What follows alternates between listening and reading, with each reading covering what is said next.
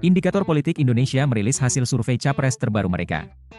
Dari hasil penjaringan opini, nama Menteri Pertahanan Prabowo Subianto masih menjadi capres dengan elektabilitas paling tinggi.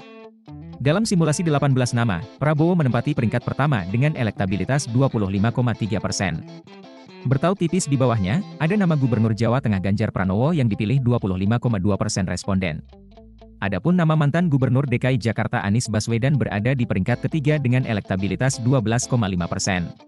Tren elektabilitas Prabowo juga terus meningkat. Sebelumnya Prabowo mendapatkan elektabilitas 24,2% pada survei di awal Mei 2023. Adapun tren elektabilitas Ganjar Pranowo turun dari 29,3% pada survei awal Mei. Padahal, tingkat keterpilihan Ganjar sempat meningkat dari 19,8% usai batalnya Piala Dunia U20. Sedangkan tren elektabilitas Anies terus menurun sejak November 2022. Pada survei bulan November lalu, keterpilihan Anies sempat mencapai 19,1%, terpaut tipis dengan Prabowo. Nama Prabowo masih unggul jika survei mengerucut kepada 10 nama.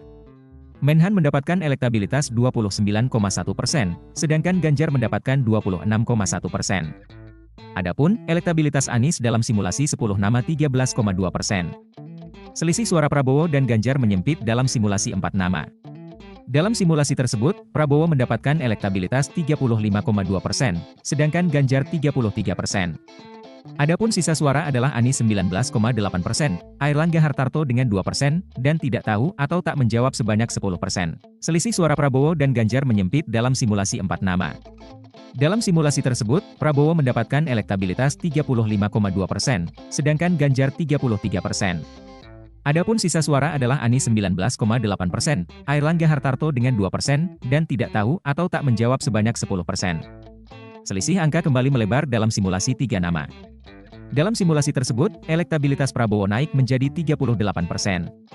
Sedangkan Ganjar mendapatkan keterpilihan 34,2% dan Anies 18,9% suara responden. Tren elektabilitas Prabowo juga terus menanjak dalam simulasi 3 nama.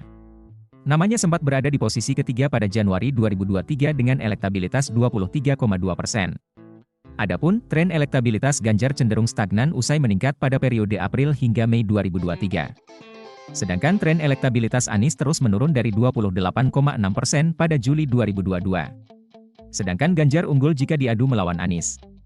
Dalam simulasi head-to-head, Ganjar bisa mendapatkan elektabilitas 51%, sedangkan Anies hanya meraih 34,5% suara.